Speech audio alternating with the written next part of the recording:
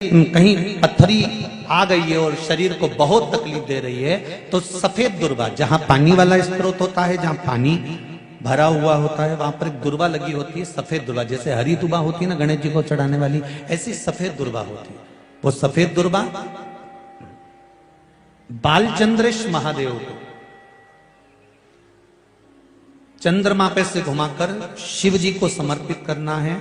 उसी को लेकर आकर सुबेरे शिव जी का बालचंद्रेश महादेव नाम लेकर उस दुर्वा को खाना है और शिव जी पर जल चढ़ाकर उसका आचमन करना है। जल बाबा चाहेगा तो कुछ दिन में वो पत्थरी अपने आप कहीं निकल ही जाएगी और आपको तकलीफ नहीं। बालचंद्रेश महादेव, आप शिव की आराधना जो करते हैं, शंकर का जो आराधना करते हैं, शिव स्मरण करते हैं, शंकर का नाम का जाप करते हैं, शिव भक्ति में जो डूबते हैं, उसका एक सुख आनंद करने वाला शिव जी का एक अवतार है, शिव जी का एक रूप है भैरव का।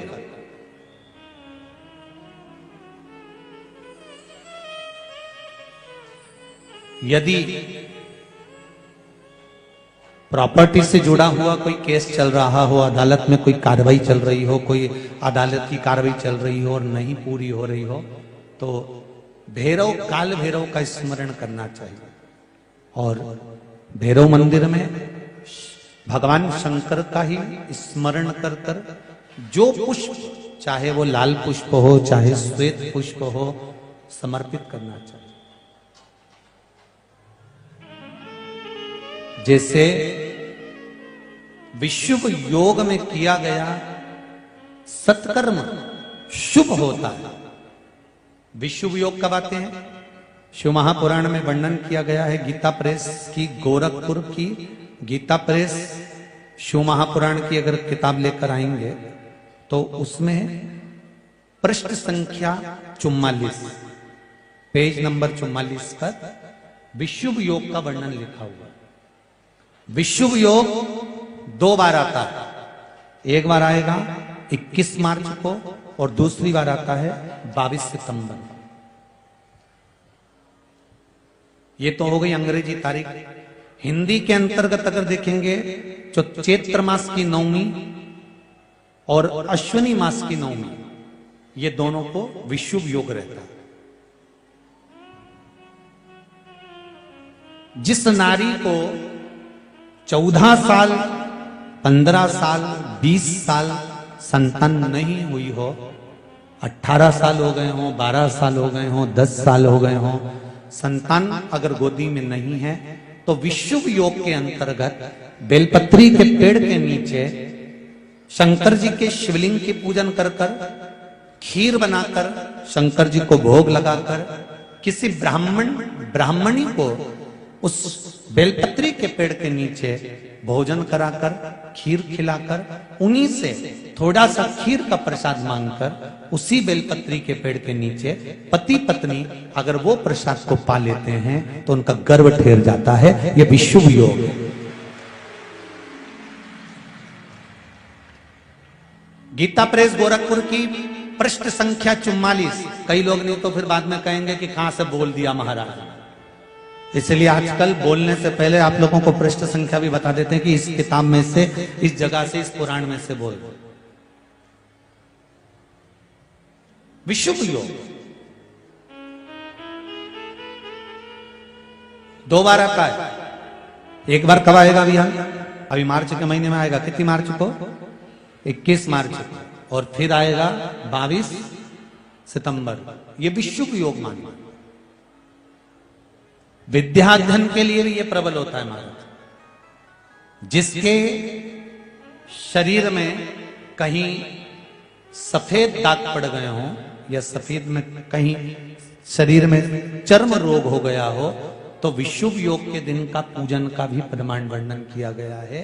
उसको करने के बाद 15 दिन के अंदर वो चमड़ी अपने असली रंग में आने लगती है। वो विशुभ योग के अंतर्गत होता है। वो भी विशुभ योग।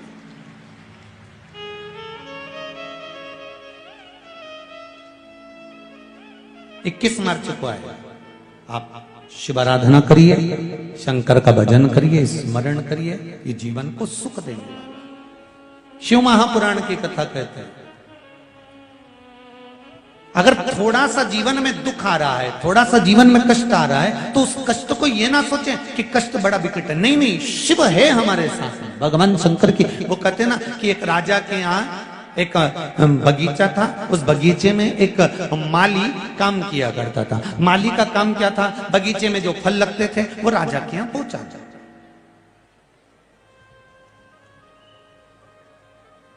जो फल लग रहे हैं वो राजा के दरवाजे पर भेज देना। आज माली ने देखा नारियल भी बहुत अच्छा पक चुका है, संतरा भी बहुत अच्छा पक चुका है, जाम भी बहुत अच्छी पक चुकी है, अमरूद भी बहुत अच्छा पक चुका है, केले, चीकू ये सब अच्छे पक चुके हैं, अंगूर भी बहुत अच्छा पक चुका है। आज माली ने विचार करा कि मैं राजा के यहाँ क्या लेकर जाऊं, इतनी सारी सामग्री तो ले जा नहीं सकता, लेकर क्या जाऊंगा। तो इतने में उस माली ने विचार करा, अब मैं राजा के यहाँ क्या लेकर जाऊं, क्या लेकर जाऊं। तो उसके मन में आया, एक काम करता हूं, ये सारा सामान इतना वजन उठाकर ले जाऊंगा, अंगूर लेकर चलता हूं।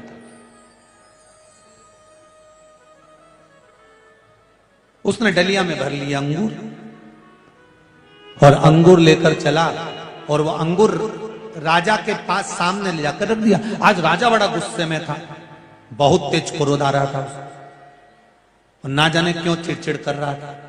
इसने अंगूर की डलिया ले जाकर रखी। राजा क्रोध में, आज थोड़ा सा बहुत ज्यादा क्रोध में था, सोच भी रहा था कुछ, अंगूर खाता जाए और कुछ विचार करता जाए, और अंगूर उठा के माली के मुंह पे फेंक दिया। माली को जैसे अंगूर फेंके, माली भगवान से के हर हर महादेव बड़ी कृपा करी, भोलेनाथ तूने बड़ी कृपा करी, हुजूर बड़ी कृपा करी आप। फिर अंगूर खाए, फिर माली के मुंह पे मारे।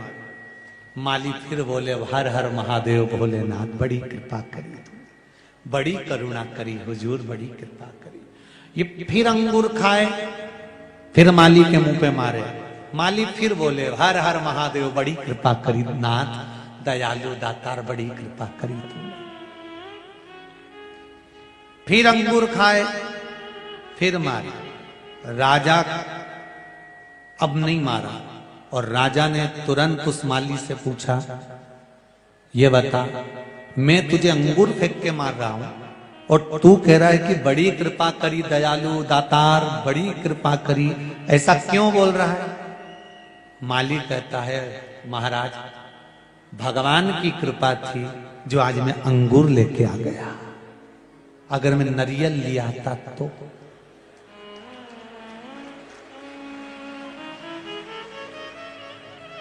अमरूद लेकर आ जाता तो, पाइनएप्पल लेकर आ जाता या केला लेकर आ जाता तो मेरा तो चोखटा ही बिगड़ जाता, मैं तो मर ही जाता। शिव कृपा है। जब किसी उलझन में फंस जाओ, लग रहा है कि पपीता भी पक गया है, लग रहा है कि केला भी पक गया है, लग रहा है कि नारियल भी पक गया है, लग रहा है कि अमरूद भी पक गया है, चारों तरफ से जब समस्याएं घिर कर खड़ी हो जाए, तब निर्णय भगवान पर छोड़ देना चाहिए। अब वो बताएगा कि क्या लेकर जाना, अब वो सिद्ध करेगा कि मुझे कैसे जाना।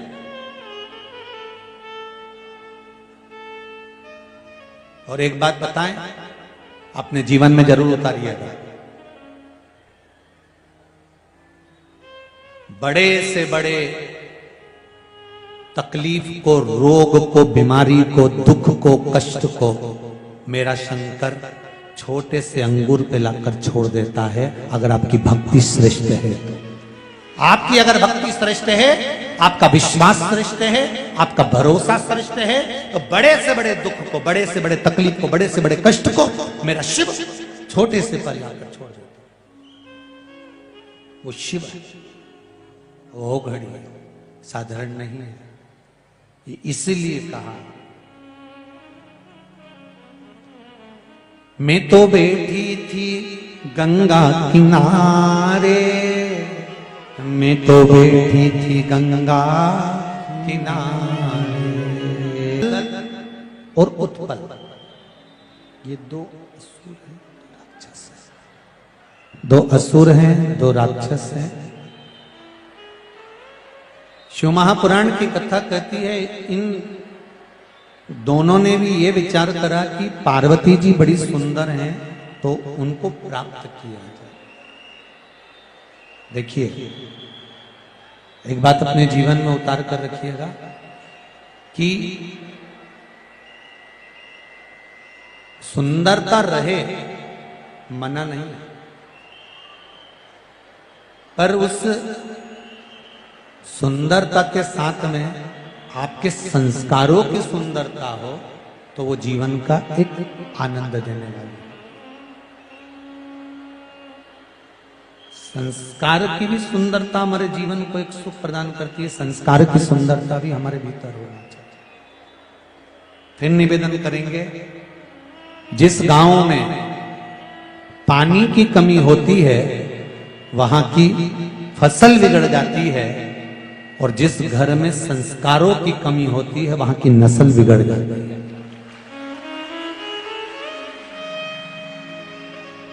पानी की कमी है, फसल बिगड़ेगी, और यदि संस्कारों की कमी है तो नस्ल बिगड़ेगी। आप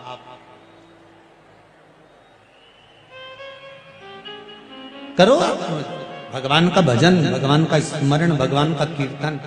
ये घर की जो माताएं एक लोटा पानी जो शिव जी को चढ़ाती हैं, शंकर भगवान को समर्पित करती हैं, श्री शिवाय नमस्तुभ्यं का जो जाप करती हैं, इसका पुण्य, इसका आनंद घर के बच्चों के खाते में भी तो जाता है। इसका सुख घर के लोगों के भी तो खाते में जाता है। आप उस पुण्य को धारण करें। शंभो शरणे मांगू घड़ी रे घड़ी, दुख काटो दया करी ने दर्शन आपो।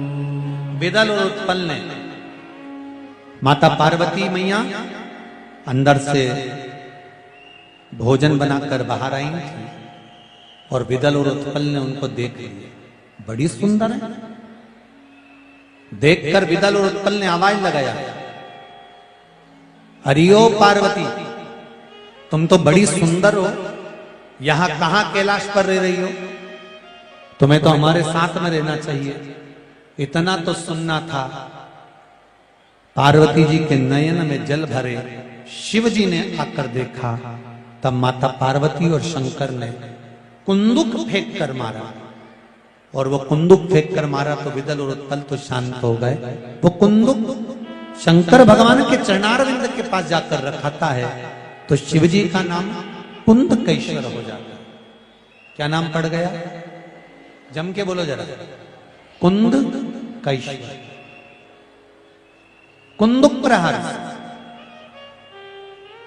एक बात बहुत अच्छे से ध्यान करिएगा,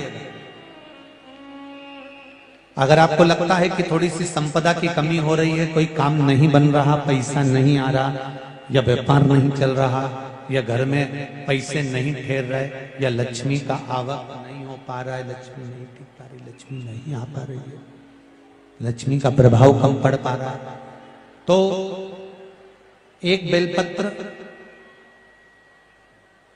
जल के पात्र के साथ, बेलपत्र हाथ की हथेली पर, जल का पात्र उस हथेली के ऊपर, घर से ही चारों तरफ भ्रमण कराकर अपने घर के अंदर ही कुंदकेश्वर महादेव का नाम लेकर, जो शिवालय पास में, जो शंकर जी का मंदिर पास में, वहां पर जाकर पहले जल समर्पित कर दें, फिर हाथ में जो बेलपत्र है अपने कार्य का स्मरण कर कर वो बेलपत्र शिव जी पर समर्पित कर दें। वहीं से थोड़ा सा जल झेल कर लेकर आए और घर में उस जल का चारों तरफ छींटा दे दीजिए। 8 दिन लगेंगे, ज्यादा से ज्यादा 8 दिन भी बहुत हो गए, हम तो कहेंगे 3 या 4 दिन में व्यापार वापिस चलना प्रारंभ हो गया। शिव जी का एक नाम है कुंदकेश्वर। कौन से महादेव है? कुंदकेश्वर महादेव, जो जीवन का एक आनंद सुख संपदा देने वाले, एक आनंद की अनुभूति कराने वाले। आगे जो वर्णन आया है शिव महापुराण में, शिव कथा कहती है दनु राजा के 2 पुत्र थे, रंभ और करम। 2 पुत्र हैं, रंभ और करम। रंभ और करम्ब दोनों तप करने के लिए गए, जल में बैठकर दोनों संतान के लिए तप कर रहे थे।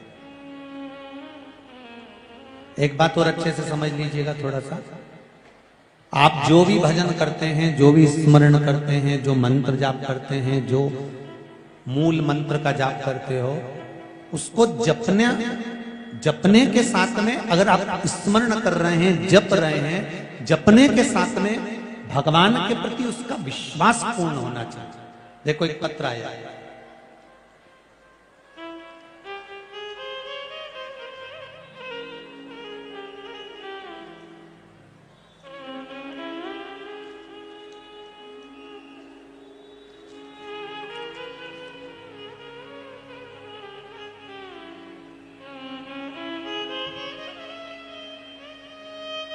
अनीता दिनेश जी राठौर पीतमपुर से हैं।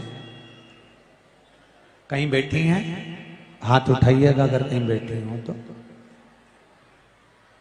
अनीता दिनेश जी राठौर पीतमपुर से हैं। मैं पीतमपुर में 16 साल से रह रही हूं, लेकिन कभी शिव के प्रति मेरे में इतनी जागरूकता नहीं है। जनवरी 2021 से मैंने शिव महापुराण की कथा श्रवण करना प्रारंभ करी और बाबा देवाधिदेव महादेव की कथा। कई लोग कहते हैं कि शिव जी की कथा सुनो, कथा सुनो, कथा सुनो, तो मैंने सुना और मैंने कथाओं में सुना कि ये करने से उस फल की प्राप्ति होती है। मैंने प्रैक्टिकल करने का भी प्रयास किया। उसमें मेरी भी गलती है, इस पत्र में लिख रही है कि मैंने परीक्षा ली, पर परीक्षा पास हो जाऊंगी ये नहीं सोचा था। गुरुजी, बाबा का चमत्कार क्या है, एक बार मैंने शंकर भगवान से विनती करी कि मेरी मम्मी बीपी की गोली खाती है, क्या वो छूट सकती है? मैंने बाबा पर जल चढ़ाया और शिव जी ने ऐसी कृपा करी कि मेरी मम्मी की बीपी की गोली छूट गई और मेरी मम्मी ठीक हो गई। बहन ने दूसरी बात लिखी है, जब यह बात पूरी हो गई तब मेरे काका ससुर को ब्लड कैंसर हो गया और शिव महापुराण की कथा मैंने सुनी थी, तो मैंने सोचा जब भगवान ये काम कर सकता है तो ये भी कर सकता है। ब्लड कैंसर हो गया। काका ससुर को हर 15 दिन में खून की 2 या 3 बोतल लगती थी। गुरुदेव देवाधिदेव महादेव की कृपा किसको कहते हैं? आपने जो बेलपत्री और पानी वाला उपाय बताया था उसको करना प्रारंभ करा और वो पानी काका ससुर को पिलाना प्रारंभ करा। अब उनका कैंसर ठीक हो गया है, खून लगना भी बंद हो गया है और अब वो नीचे लिख रही हैं, गुरुदेव अब वो काम पर भी जाने लगे और पूरा काम करते हैं, अब उनको कैंसर नहीं है। ये शिव कृपा, ये शंकर कृपा। कुछ बोलना चाहती हो? माइक दो बाबू।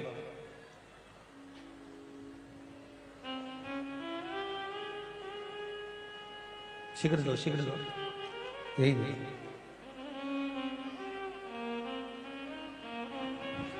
रोइए मत, बोलो। इतनी हिम्मत करिए ना बोलने की, तो अच्छे से बोलो और प्रसन्न होकर बोलो, रोने से नहीं। बोलिए।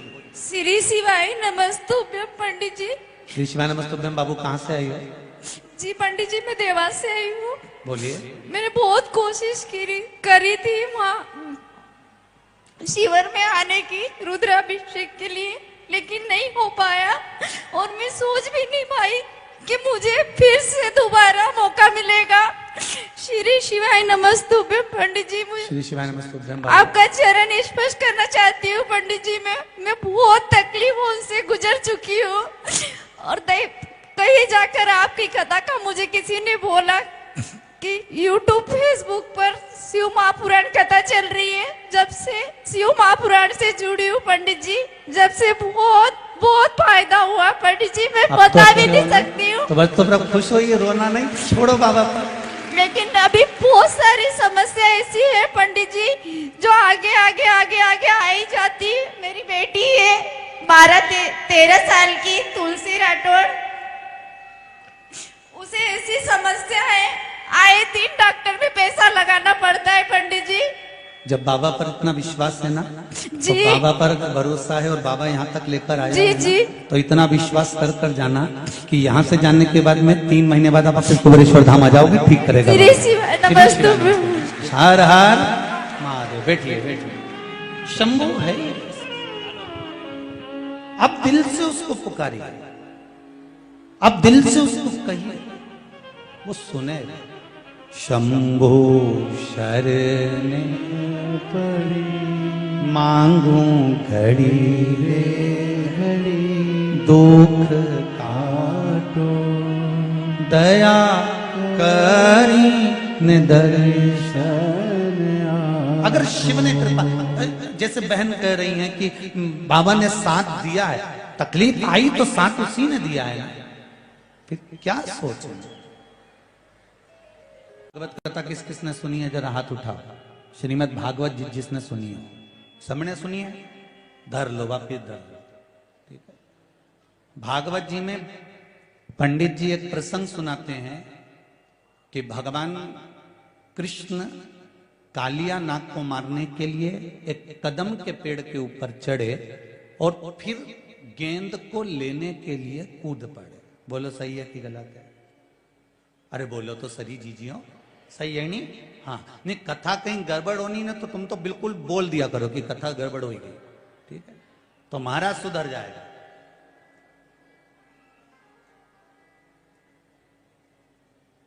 माई होती है जो बेटे को सुधार सकती है, और आप सब मेरी माँ हो, अपने बेटे को सुधारने का हक आपका है, आप सुधार सकती हैं। कहीं पे भी गड़बड़ होना तो तुरंत बोल दो, ए छोरा, ए नाना, बस उतनी देर में तुम्हारा सीधा। तो तुम तो बिल्कुल कई दिक्कत नहीं। अपने अपन कथा करने बैठे हैं, इसका मतलब ये तो नहीं कि महाराज ही महाराज बोलेगा, तुम भी बोल सकते हो।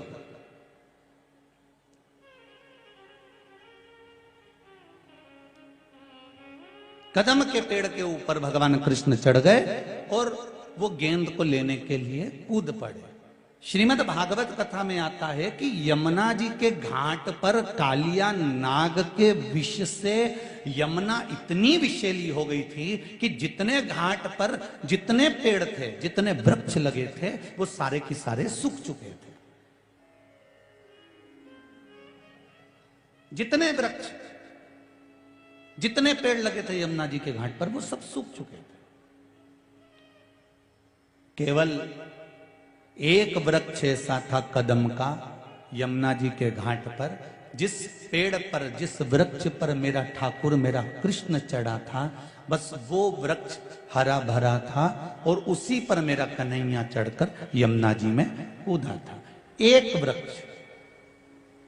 बाकी के जितने यमुना जी के तट पर, यमुना जी के घाट पर जितने वृक्ष थे, जितने भी पेड़ लगे हुए थे, वो सब कालिया नाग के विष से, सब विष के कारण सूख चुके थे। केवल एक कदम का पेड़ जिस पर मेरा ठाकुर चढ़ा था, मेरा कृष्ण चढ़ा था, वो हरा भरा था।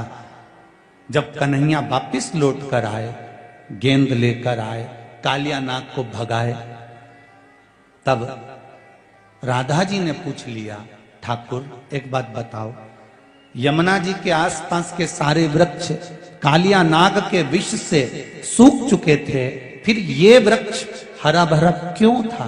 तो भगवान कृष्ण कहते हैं जिस समय पर अमृत लेकर जा रहे थे देवता, तब उसकी एक बूंद इस वृक्ष पर गिर गई थी, इसलिए यह वृक्ष हरा भरा था।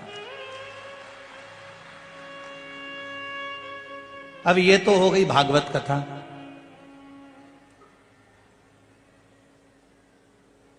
सारे वृक्ष सूखे हुए थे और एक वृक्ष हरा भरा था, क्योंकि उस पे अमृत की बूंद गिर गई थी।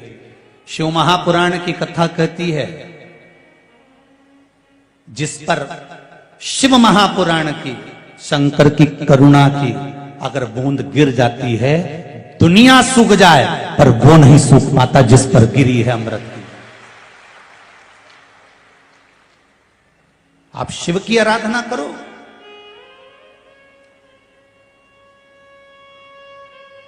अरे तुम रोज रोज मंदिर जाओगे, पशुपति व्रत करोगे, भगवान की भक्ति करोगे ना, तो पड़ोसियों की भी मुखाग्रविंद की जिब्या सूखने लगेगी। अरे बताओ, इसके यहाँ तो खूब आ रही है माल, इसके यहाँ तो खूब कृपा हो रही है, बताओ बड़ी बड़ी कृपा हो रही, इसकी छोरी तो बताओ, इसके बहू का तो छोरा हो गया, इसके यहाँ तो 8 साल से औलाद नहीं थी, 6 साल से औलाद नहीं थी, इसके यहाँ तो ये बीमारी थी, फिर ठीक कैसे हो गई। अर्थात सारी दुनिया के वृक्ष सूख जाएं, पर मेरा शिव की आराधना, भगवान का भजन, शंकर का स्मरण, ये सूखने नहीं देगा आपको। आपको हरा की हरा बनाकर रहेगा, ताजा की ताजा बनाकर रहेगा। अब भक्ति तो करो, भजन तो करो, स्मरण तो करो।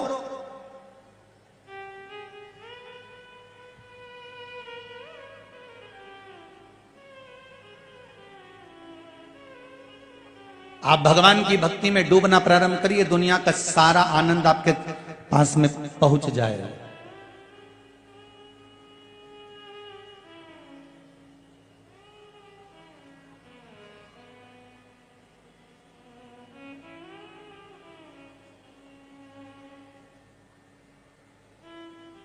भक्ति और उस भक्ति का बल दोनों को पहचानिएगा आप जीवन।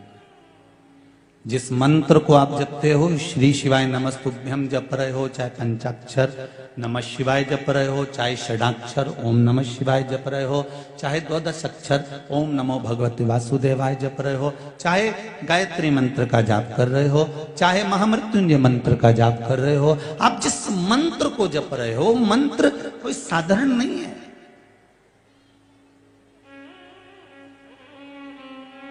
हमारे शास्त्रों ने, हमारे वेदों ने, हमारे पुराणों ने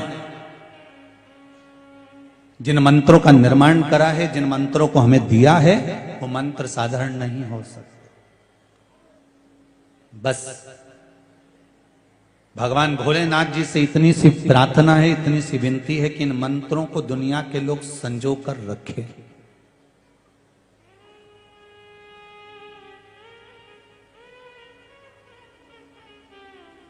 आपको एक बात कुबेरेश्वर धाम की कथा में कही थी, हमें बाबाओं के चक्कर में या महाराजों के चक्कर में नहीं पड़ना, हमें तो एक के चक्कर में पड़ना है, वो है देव अधिदेव महादेव। इसके सिवा में किसी से मतलब नहीं। तुम्हें सियोर वाला महाराज से भी बिल्कुल मतलब नहीं होना चाहिए। तुम्हें तो मतलब होना चाहिए देव अधिदेव महादेव से, जिसके ऊपर तुमने एक लोटा पानी चढ़ाया। जब द्रौपदी का चीर खिंचा रहा था,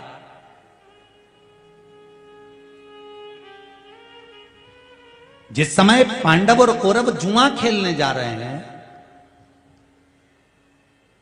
भगवान कृष्ण पास में बैठे हुए हैं और जुए खेलने की खबर आती है युधिष्ठिर के पास में कि जुआ खेलने बुलाया गया है, चौसर खेलने बुलाया गया है। भगवान कृष्ण ने 4 बार पूछा युधिष्ठिर से, युधिष्ठिर तुम पांचों की पांचों भाई बैठकर बात कर रहे हो, कहीं जाने की बात कर रहे हो, कानाफूसी कर रहे हो, मुझे तो बताओ कि बात क्या है, क्या हुआ, मुझे तो बताओ। तब आखिरी तक युधिष्ठिर ने, अर्जुन ने, नकुल ने, सहदेव ने, भीम ने नहीं बताया तो नहीं बताया भगवान कृष्ण को। ऐसी गलती तुम मत कर जाना। समस्या सामने आकर खड़ी हो, दूसरों को बाद में बताना।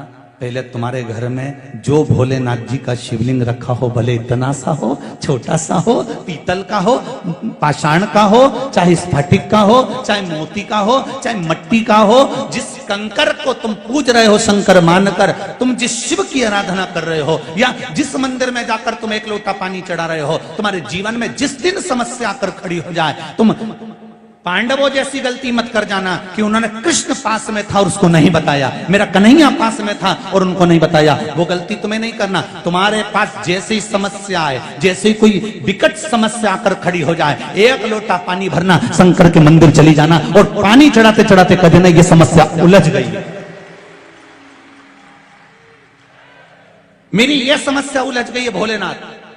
तुम्हें सीवर वाले महाराज को फोन लगाने की जरूरत नहीं है, तुम्हें किसी के पास जाने की जरूरत नहीं है, 2 अगरबत्ती नारियल लेकर हिलने डुलने वालों के पास जाने की जरूरत नहीं है। तुमको केवल एक काम करना है, शिव के द्वार जाना है, शंकर के मंदिर जाना है, शिव की चौखट पर जाना है, भगवान शंकर को एक लोटा पानी चढ़ाकर भगवान शंकर से बस प्रार्थना कर देना कि बाबा मेरे जीवन में ये समस्या आकर खड़ी हो गई है, मेरे जीवन में ये समस्या आ गई है और इसको आपको संभालना है, कोई दूसरा नहीं।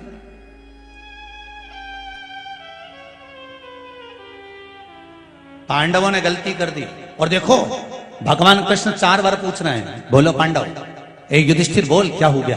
कुछ नहीं स्वामी, कुछ नहीं, कुछ नहीं। मां अपने बेटे का मुख देखकर पहचान जाती है, बाप अपने पुत्र का चेहरा देखकर पहचान जाता है कि आज कहीं घाटा खाकर आ गया है। और बाप कहता है छोरा घबराना नहीं हो, मुझे बता क्या बात है? कुछ नहीं पापा, बढ़िया। तो फिर तेरे दोस्त का फोन काय को आ रही है बार बार? नहीं, वो तो ऐसे ही बोल रहा है कि आजा चौराहे पे अपन घूम के आते हैं जरा बाजार तक, 24 अवतार मंदिर तक जरा यूं ही राउंड लगा के आए अपन, ले आ तो जरा। छोरा मेरे को बता तो सही बेटा। माँ पूछे बाबू, ए नाना मेरे को बोल तो सही बेटा, क्या हुआ क्या है बोल तो। कहीं नहीं माँ, अब भी आऊं, अब भी गया, अब भी आया। और जब पहुंचा वो कहीं बाजार में और दोस्तों ने उसको घेर लिया, पैसा मांगा, ला दे, जो तूने पैसा लिया था वो दे। अगर यही बात तू अपने पिता से और माँ से एक बार कहता तो सही। माँ कह देती छोरा ये चेन उतार के ले जा और जा पैसा देकर आ, तू चिंता मत कर मैं बैठी हूं। बाप कहता छोरा घबराने की जरूरत नहीं है, आज प्रॉपर्टी तेरी है, कल भी प्रॉपर्टी तेरी है, मरूंगा उसके बाद भी प्रॉपर्टी तेरी होगी। क्या चाटू इस जमीन को? ले चल मेरे साथ, अब भी फसल बेचूं, अभी सामान बेचूं और अभी पैसा देखी हूं। काहे को चिंता करता है छोरा? ये बाप होता है, ये माँ होती है। पर छोरा बताए नहीं, वो तो केवल एक को बताए, जगदम्बा चंद्रघंटा को। तब और जगदम्बा चंद्रघंटा क्या करेगी? अरे बोलो तो सही, ज्यादा से ज्यादा अपने पापा को फोन लगाएगी, ऐसे के साथ ब्याह कर दिया, कर्जे में लदा लूं, एक मेरा मंगलसूत्र तक ले गया। वो क्या करेगी? नहीं, थोड़ा तुम्हें बुरा तो लगेगा जीजियो, जगदम्बा जितनी बैठी होगी ना, जो ओरिजिनल जगदम्बा होगी उसी को बुरा लगेगा, जो जगदम्बा है ही नहीं तो उसका काय को बुरा लगे? आग लगे बस्ती में अपन रो मस्ती में, अपने को भी करना उसमें। जो है ही नहीं जगदम्बा तो उसको काय का बुरा लगे? बुरा उसको लगे जो जगदम्बा ओरिजिनल, जो यहां से जाते से भिनक जाते, अब मत चले जाना मिश्रा जी की कथा में, और टीवी बंद कर दो आस्था चैनल। ये महाराज जब आए नहीं, ये आग लगाए घर में। अरे बिना माचिस का माचिस है सियोर वाला महाराज, सोचना नहीं। मेरा जगदम्बाओं से भी निवेदन है, अगर तुम्हारा पति तुमको कुछ बता रहा है ना, 1 मिनट की देरी मत करना और सीधे अपनी सास के पास जाना। माई के बाद में पहले सास के पास जाना। मम्मी 2-3 दिन से इनको थोड़ा सा कुछ अच्छा नहीं लग रहा, क्या हुआ बेटा? मुझे बता छोरी, क्या हो गया? पापा ऐसी बात है, मम्मी ऐसी बात है। तुमको अगर तुम्हारे पति ने कुछ बात बताई है तो सबसे पहले आप सास ससुर को बताइए। निर्णय वो देंगे, सुधार वो देंगे, क्योंकि घर का बाप है वो, घर की माँ है वो।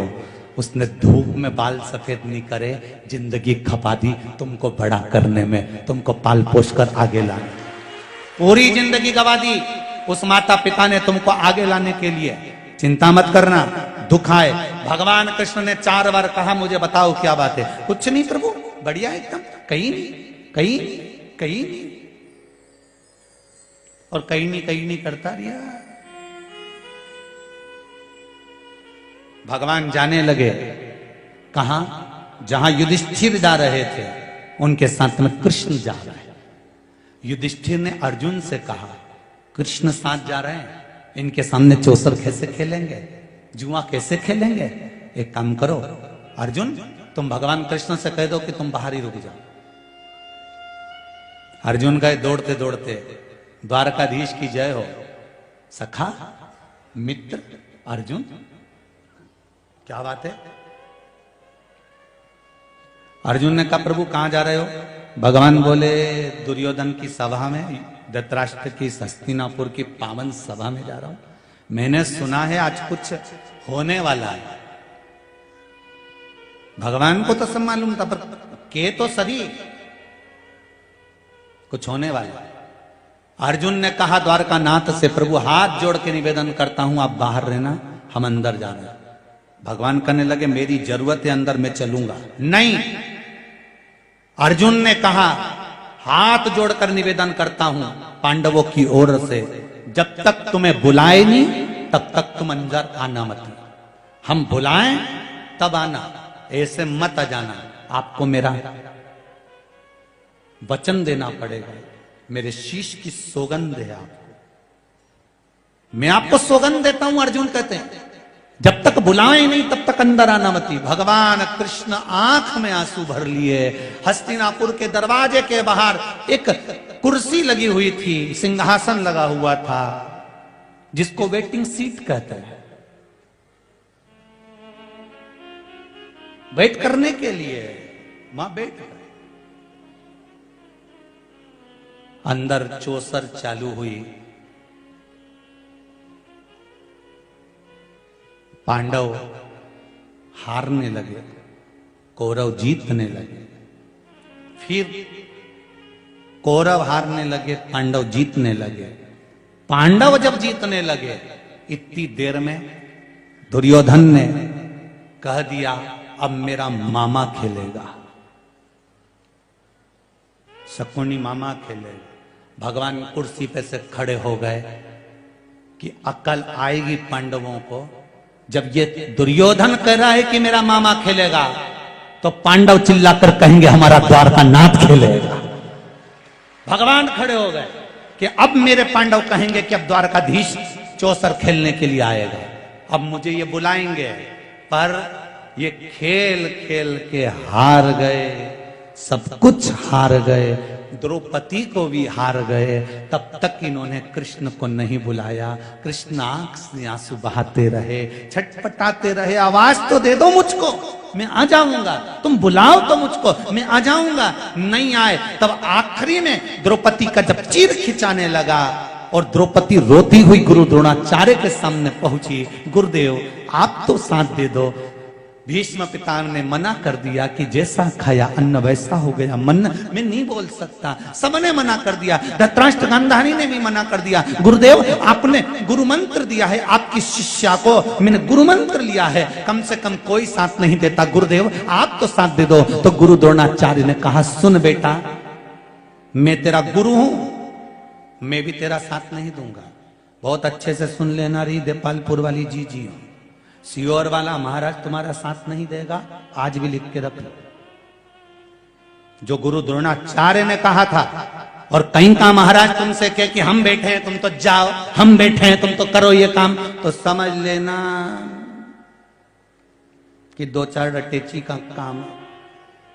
समझ लेना कि कहीं ना कहीं गरुण घंटी बजने वाली है, क्योंकि भागवत जी कह रही है कि गुरु द्रोणाचार्य करें। सुन द्रौपदी, मैंने तुझे गुरु मंत्र दिया, मैं साथ नहीं दूंगा, पर सुन इस सभा में जितने बैठे हैं कोई तेरा साथ नहीं देगा, पर द्रौपदी जो मैंने तुझे मंत्र दिया था उस मंत्र को जपना चालू कर, वो तेरा साथ देगा। आपको भी एक मंत्र दिया है, सियोर वाला महाराज तुम्हारा साथ नहीं देगा, रिश्तेदार नातेदार कुटुंब और कबीले वाले साथ नहीं देंगे। आपको भी एक मंत्र मिला है, जब दुख आए तब उसको जपना प्रारंभ कर दो। श्री शिवाय नमस्तुभ्यम, उस मंत्र का जाप करना प्रारंभ कर दो। देखो जपो। और द्रौपदी ने जो मंत्र का जाप करना प्रारंभ करा, गुरु मंत्र का, आवाज गई मेरे द्वारकाधीश के कानों में और द्वारकाधीश दौड़ कर आ गए और द्रौपदी का चीर बढ़ा दिया। तो द्रौपदी ने पूछा, प्रभु इतनी देर कर दी आने में, भगवान के तू बुलाए तो आऊं ना, मैं तो कब से बाहर बैठा हूं कुर्सी लगा के कि बुलाएंगे बुलाएंगे बुलाएंगे बुलाएंगे। अब भगवान तो इंतजार में रहता है।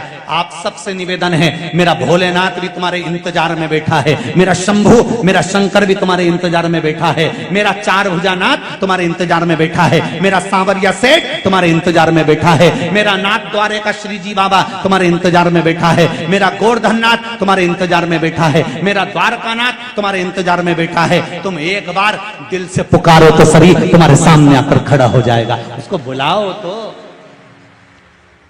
पर तुम तो उसको कब बुलाओ, जब पहले सब रिश्तेदारों को तो बुला लो।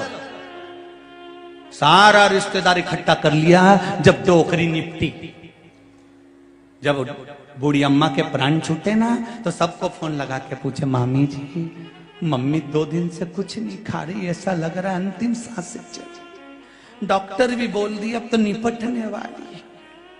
मामी जी भी आ गई, काका जी, ओ काका जी हाँ छोड़िए, अम्मा जी रही है, काका जी यही किया, फूफा जी, हाँ फूफा जी भी आ गए, जीजी भी आ गई, जीजा भी आ गया, सब इकट्ठा।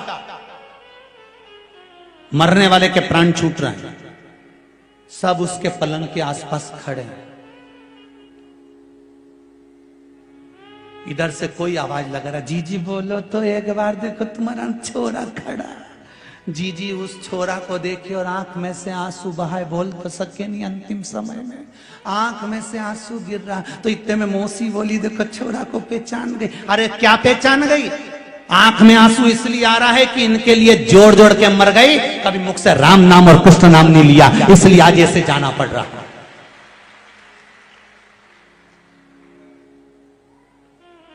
सबको बुलाया। अरे हाथी की कथा कहती है, गजेंद्र मोक्ष की कथा श्रीमद् भागवत की। हाथी के प्राण छूट रहे थे, सारा परिवार पास में खड़ा हुआ था। हाथी का कोई पैर छुड़ा पाया था? अरे बोलो तो, किसी ने छुड़ाया हाथी का पैर? कोई नहीं। फिर हाथी ने विचार कर लिया, है सब दिखावे का है, सब चोटाओं ने जीतता है, सब लुटेरा नंबर 1 का चोटा। जिस घर में अपन रहे, परिवार में जिसमें रहे, ये सब चोटा ही तो है, मरते से ही सब निकाल लेगा चोटा। सब आधी रात के ही गायब,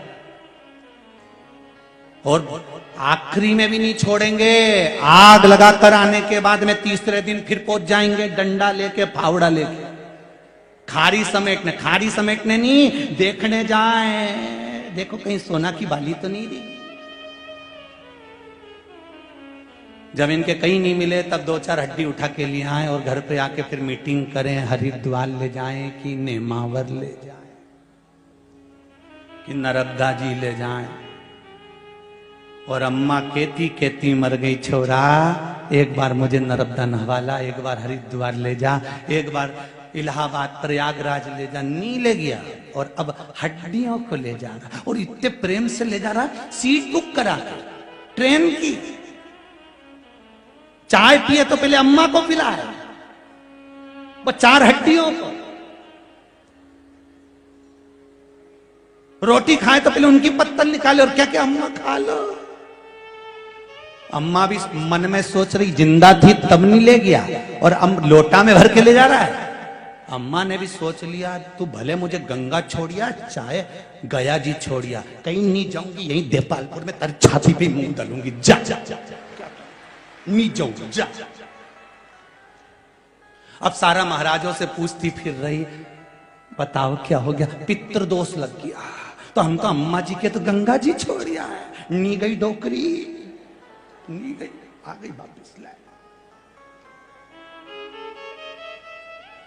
सबसे निवेदन है, जीते जी माँ बाप का इतना सम्मान कर लो, इतना आदर कर लो कि गंगा नी भी जाए तो भी तर जाए और जीवन तुम्हारा सार्थक हो जाए। मरने के बाद गुलाब जामुन खिलाने से कुछ नहीं होगा। मरने के बाद वो मालवा के संत श्री नागर जी महाराज बड़ी सुंदर लाइन बोले, तेरा तेरा दिन याद करे क्यों रे नर सुमिरन क्यों करे, और इसके बाद नुक्ति झड़े क्यों रे नर सुमिरन क्यों करे। फिर तो कहता कहता बोले, गरम लाओ गरम लाओ, गुलाब जामुन आए तो उंगली का इशारा दे, दो दो तल दे। परसने वाला भी के एक से काम नहीं चले। फिर बियाई जी का मतलब क्या हुआ, फिर सब्जी भी आई नहीं बाल्टी में तो कहता जा तरी तरी तरी तरी, तो वो भी के ऐसी मरी मरी मरी तरी, सब धरा रहे। अरे भाई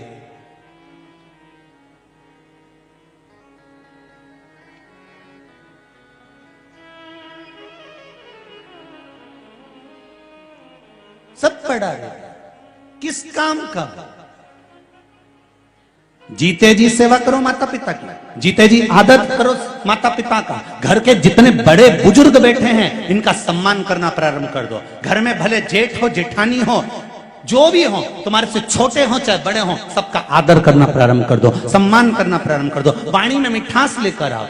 पहले कहते थे वाणी ऐसी, जम के बोलो जरा, वाणी ऐसी बोलिए जो मन का आपा खोए, पर आज के जमाने में वाणी ऐसी बोलिए जो जम के झगड़ा होए, पर उससे मत बोलिए जो तुमसे तगड़ा होए। आज का उल्टा रिवाज हो गया जी। तुम प्रेम की वाणी बोलो तो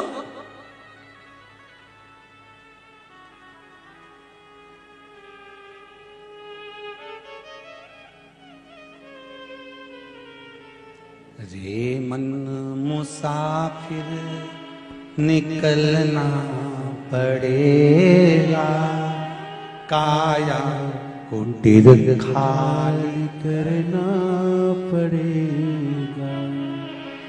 अरे भाड़े के क्वार्टर को तू क्या संभाले, जिस दिन तुझे घर का मालिक निकाले, उसका किराया भी भरना पड़ेगा, काया कुटीर खाली करना पड़ेगा।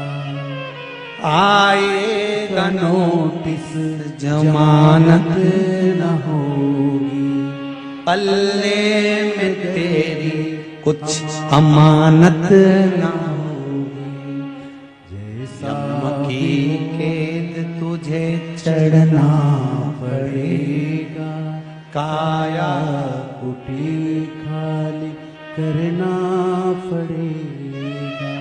बड़ा मुश्किल है मनुष्य। करो शिव का भजन। द्रौपदी ने आखिरी में, द्रौपदी कहती है तुम्हें आने में इतनी देर कर दी, भगवान के तूने बुलाने में देरी कर दी, तुम इतनी चतुरता रखना। शिव महापुराण से एक बात सीख लेना, जैसे ही बीमारी लगे और डॉक्टर बोले कि ये ऑपरेशन है, ये देखो पत्र में एक और चीज लिखी, बड़ी सुंदर है।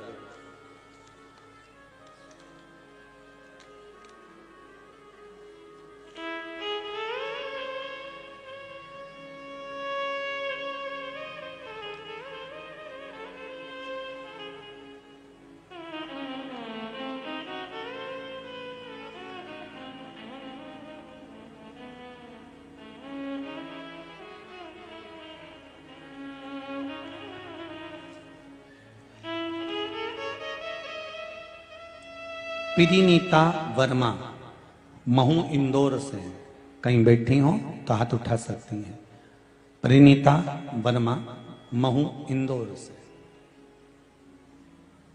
कहीं बैठी हो तो हाथ उठा सकती हैं। हर हर महादेव बोल सकती हैं दोनों हाथ उठाकर। पत्र लिखा है आपने, श्री शिवाय नमस्तुभ्यम। गुरुदेव, 24 अप्रैल 2021 को मेरे पति का स्वर्गवास हो गया। कोरोना बीमारी के कारण वो शांत हो गए। मेरा एक बेटा, 3 बेटियां। इस घटना के बाद मेरा भगवान से विश्वास उठ गया था, ये पत्र में लिखा है। उसके बाद नवंबर माह से हमने शिव महापुराण की कथा श्रवण करना प्रारंभ करी। गुरुदेव जब नवंबर के महीने से शिव महापुराण की कथा सुनना प्रारंभ करा, शिव भगवान का क्या परचम है, मैं क्या वर्णन करूं गुरुदेव। पशुपतिनाथ का व्रत किया था और गुरुदेव एक नौकरी का अप्लाई बहुत पहले कर रखा था। गुरुजी जब पति चले गए, बच्चे 2 से साथ में रह गए, कौन साथ देता है। भगवान को तो उठाकर मैंने रख दिया, विश्वास समाप्त हो गया। जिसके साथ में यह घटना घटती है, हो जाता है, विश्वास चले जाता है, समाप्त हो जाता है। जब इतनी बड़ी घटना घटेगी तो दुख तो होगा ना। लोग भगवान को भी उठाकर रख देते हैं। पर गुरुजी नवंबर महीने से जब मैंने शिव महापुराण की कथा सुनी और पशुपति व्रत का स्मरण करा, फुलरिया दूज का गुरुदेव धतूरा, पिछले वर्ष का जो फुलरिया दूज का एक धतूरा था, उस धतूरे पर मैंने फुलरिया दूज पर हल्दी में भिगोकर धतूरा का उपाय किया और प्रतिदिन शंकर भगवान के मंदिर में जल चढ़ाकर चावल 1 दाना समर्पित करना चालू कर दिया। गुरुदेव जो बहुत पहले मैं एक बार फार्म भरी थी, मुझे भी नहीं मालूम था कि वो फार्म कब का था। और गुरुजी सरकारी नौकरी मेरी उज्जैन हाई कोर्ट में लग गई। ये पत्र है।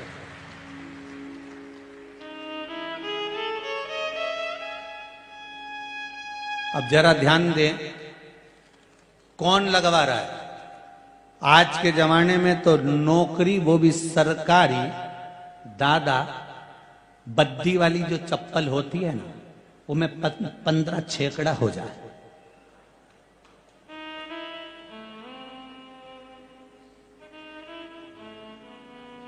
कौन कर रहा है। लोग कहते हैं कि जब भगवान ने हमारे साथ गलत किया, इनको उठा लिया, इनको रख दिया, इनको ले गए, दुख हमारे ऊपर पहाड़ टूट पड़ा। लोग कहते हैं अब कौन साथ देगा। मेरा निवेदन है, हिम्मत मत हारना। कोरोना महामारी में भी अगर आपके यहां गमी हुई है, कोई चले भी गया है, कोई शांत भी हो गया है, कई बहुएं, बेटियां, माताएं, कई लोग शांत हुए। साहब कोरोना महामारी कोई साधारण आई थी? कोई साधारण सी बीमारी थी क्या? और तीसरी लहर भी दमदार आने वाली थी। वो तो आपने श्री शिवाय नमस्तुभ्यम और जल का जो अभिषेक करा है शंकर का, गवा दिया भगवान शिव ने। वो बीमारी चाइना में आई, वो बीमारी तीसरी लहर अमेरिका में आई, वो बीमारी जगह जगह पूरे देशों में आई और भारत में प्रवेश नहीं कर पाई, क्योंकि भारत के लोग शिव की आराधना में इतने डूब चुके थे कि घर घर में कंकर और शंकर समा गया था। तो प्रवेश कहां से करते? ये शिव के प्रति विश्वास जीत गया। और नहीं तो लोग तो आपने भी सुना होगा कि तीसरी लहर और भारी आ रही है, और भारी आ रही है, और भारी है। और आई थी, आने का उसका पूरा था, पर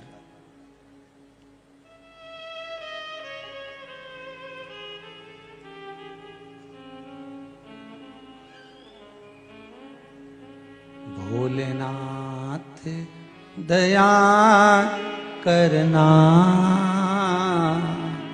मैं तेरे भरोसे भोलेनाथ दया करना, मैं तेरे भरोसे हूँ, ना घर के भरोसे हूँ, ना परिवार के भरोसे हूँ, ना घर के भरोसे हो, ना परिवार के भरोसे हो। भोलेनाथ दया करना, मैं तेरे भरोसे हूँ। भोलेनाथ दया करना, मैं तेरे भरोसे हूँ। आएंगे दुख, मनुष्य का शरीर है, मानव की देह है। ऐसा कौन व्यक्ति संसार में जन्मा जिसको दुख नहीं मिला? समस्या विकट है तो शंकर भी निकट है, घबराना नहीं है हमको। है समस्या, शिव भी तो है साथ में। कोरोना में ये चले गए, वो चले गए, ये दुख आ गया, वो दुख आ गया, तकलीफ आई, माना, पर विश्वास तो रखो उस शिव पर, भरोसा तो रखो उस शंकर पर। अब कौन दिलाने गया उसको सरकारी नौकरी? फॉर्म भी भरा था, भूल भी गई थी, पर बाबा की कृपा कुछ होती है। एक चावल का दाना, एक बेलपत्र, एक लोटा जल, एक पुष्प, आपका शिव मंदिर में जाना कोई साधारण नहीं।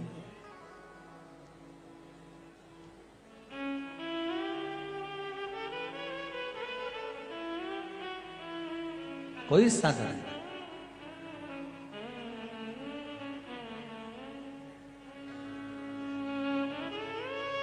बस उससे निवेदन करो, एक भाव से, दिल से। जब शिव मंदिर में जाना तो एक आवाज, देखो कोई व्यक्ति निकल के जा रहा हो ना और नी देख रहा हो तो आवाज लगाओ जम के, अरे ओ कमलेश। कमलेश पलट के देखेगा, एक बार नहीं देखेगा, तुमने दूसरी बार लगाई आवाज तो देखेगा कि नहीं देखेगा? बोलो तो सही।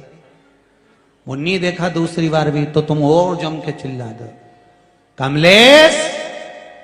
वो नहीं सुने तो तुम और तेज चिल्ला दो, कमलेश। पलट के देखेगा कि नहीं देखेगा? अरे बोलो जम के, देखेगा नहीं? एक बार नहीं देखेगा, दो बार नहीं देखेगा, तीन बार नहीं देखेगा, चार बार नहीं देखेगा, पांचवी बार में तो देखेगा। उसी तरह तुम शंकर को पुकारते रहो, श्री शिवाय नमस्तुभ्यम। बोलो जम के, श्री शिवाय नमस्तुभ्यम, श्री शिवाय नमस्तुभ्यम, श्री शिवाय नमस्तुभ्यम। तुम पुकारते रहो। अभी नहीं देखेगा, थोड़ी देर बाद देखेगा, थोड़ी देर बाद नहीं देखेगा, बाद में देखेगा, और देखेगा जरूर। उसकी कृपा दृष्टि हम पर होगी जरूर। तुम भजन करो तो, शिव नाम लो तो, शंकर का स्मरण करो तो,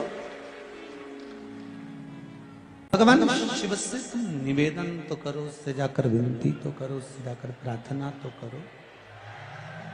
जब आप शिवजी से निवेदन करेंगे, प्रार्थना करेंगे, गला पकड़ रहा है, राधे शंभु शंभु।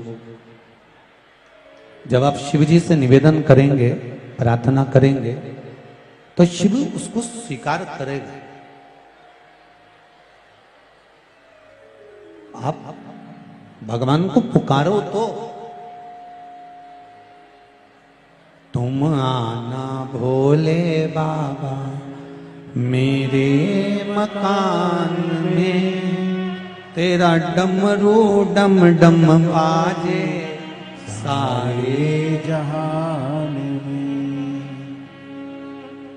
शिवजी से निवेदन करना, भगवान शंकर से प्रार्थना करोगे, कहोगे, विनय करोगे, निवेदन करोगे, तो ऐसे जीवन का कोई भी दुख हो, कोई भी तकलीफ हो, कोई भी कष्ट हो, आप उससे प्रार्थना करेंगे तो शिव उसको स्वीकार करेगा। मूल मंत्र का जाप करेंगे, श्री, साथ में बोलेंगे एक बार, अलग से नहीं, श्री शिवाय नमस्तुभ्यम। पहले भी कथा में कहा, ये मंत्र जब जब आए तब अपने हृदय की बात शिव जी से कह देना कि बाबा मैं इसलिए कथा सुन रही हूं, मेरी ये मन की मुराद है, इसको पूरा कर देना।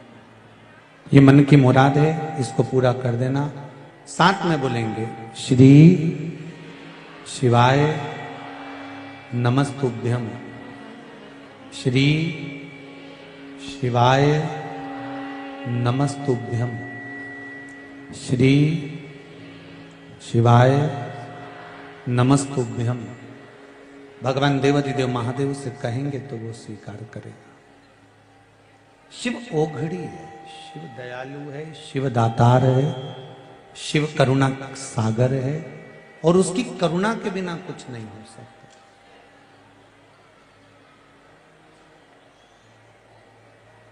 तारकासुर का संहार हुआ,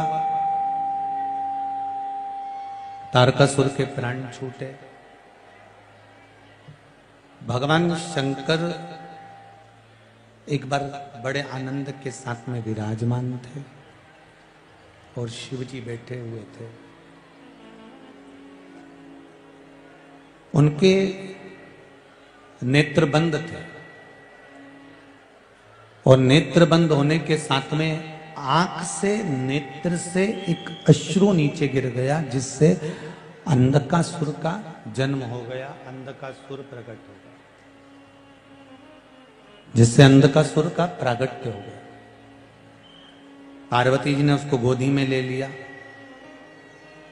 पार्वती जी को लगा कि ये शिव जी का पुत्र है तो मेरा पुत्र है।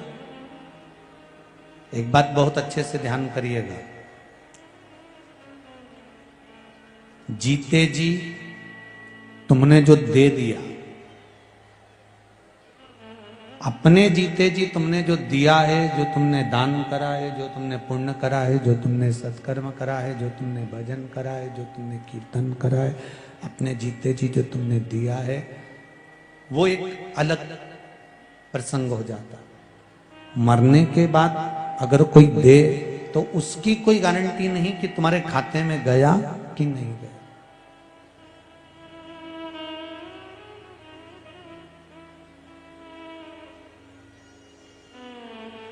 आप जीते जी क्या कर रहे हैं?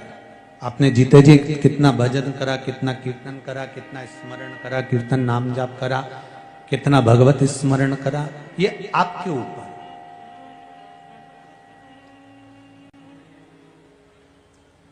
अंधकासुर का जो जन्म हुआ है वो नेत्र बंद करने के बाद एक अश्रु नीचे टपक गया था, उससे ये पुत्र का जन्म हुआ जिसका नाम अंधकासुर। शिवजी ने माता पार्वती से कह दिया, पार्वती इस अंधकासुर को ले जाके तुम समुद्र के अंदर डाल दो, इसको समुद्र के अंदर पटक दो। पार्वती जी जाना नहीं चाहती।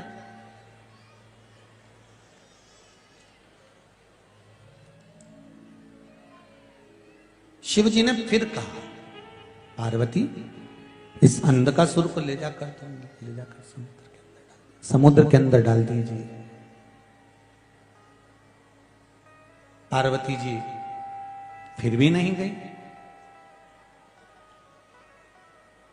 बार बार निवेदन करा जा रहा है कि इस बच्चे को समुद्र के अंदर फेंक दो। पार्वती जी कहती है ये मेरा पुत्र है क्योंकि आपके द्वारा प्रकट हुआ।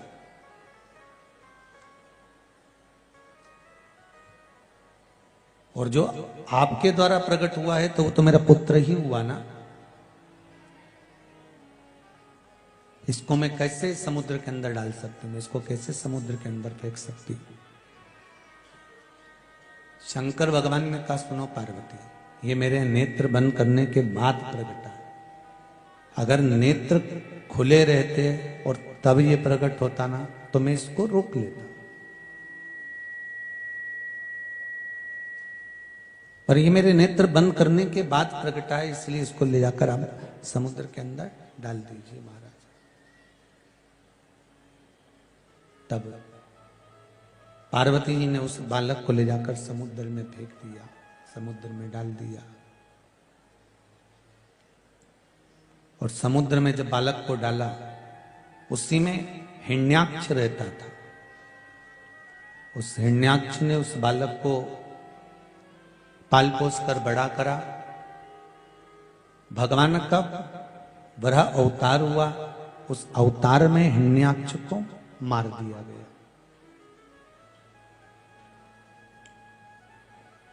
जब हिरण्याक्ष मर गया, तब अंधकासुर ने उपद्रव मचाना प्रारंभ करा। और उपद्रव मचाते मचाते मचाते मचाते उसने ये धारण कर लिया कि अब मृत्यु लोक में कहीं पर भी अगर कोई देव विराजमान है, मृत्यु लोक में कहीं देवताओं का अगर पूजन हो रहा है, स्मरण हो रहा है, अर्चना हो रही है, मंत्र जाप हो रहा, गला पकड़ रहा है, मंत्र जाप हो रहा हो, स्मरण हो रहा हो, नाम जाप हो रहा हो, तो उससे उसको वंचित कर दिया, उससे उसको हटा दिया।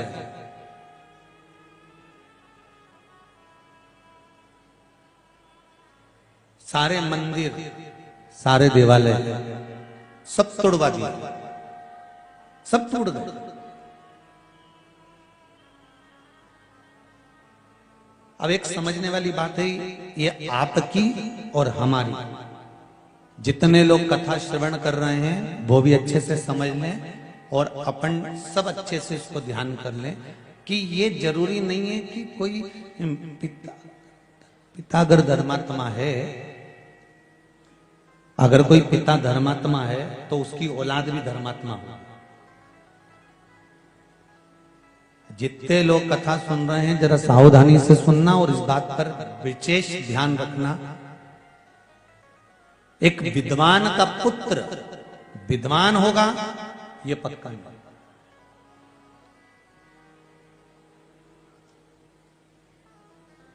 एक धर्मात्मा का पुत्र धर्मात्मा होगा ये पक्का नहीं। एक पुण्यात्मा का पुत्र पुण्यात्मा होगा ये पक्का नहीं। हां, पर एक बात पक्की है, जन्म देने वाली मां यदि धर्मात्मा है तो पुत्र भी धर्मात्मा होगा। जन्म देने वाली मां अगर पुण्यात्मा है तो पुत्र भी पुण्यात्मा होगा। जन्म देने वाली मां अगर सत्कर्मी है तो पुत्र भी सत्कर्मी होगा। ये माता का गर्भ जो होता है ना, इस गर्भ का जो स्मरण होता है, बस उसी स्मरण का सुख संपूर्ण विश्व को प्राप्त होता है। स्वामी विवेकानंद को जन्म देने वाली भी मां है और राम जी को जन्म देने वाली भी मां है। भगवान कृष्ण को जन्म देने वाली भी मां है। कंस को पैदा करने वाली भी मां है और रावण को पैदा करने वाली भी मां है। बस जिस समय बालक बच्चा माता के गर्भ में होता है, उस समय पर उस माता ने कितनी शिव महापुराण की कथा सुनी है ये उसके जन्म के बाद मालूम पड़ता है। कितना भजन किया, कितना स्मरण किया, कितना दान करा, कितना पुण्य करा, कितना सत्कर्म करा, ये उसके जन्म के बाद मालूम पड़ा।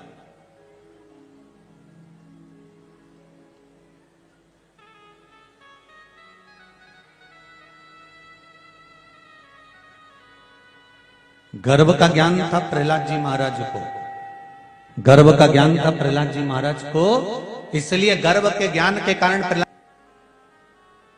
ये सब गर्भ का ज्ञान।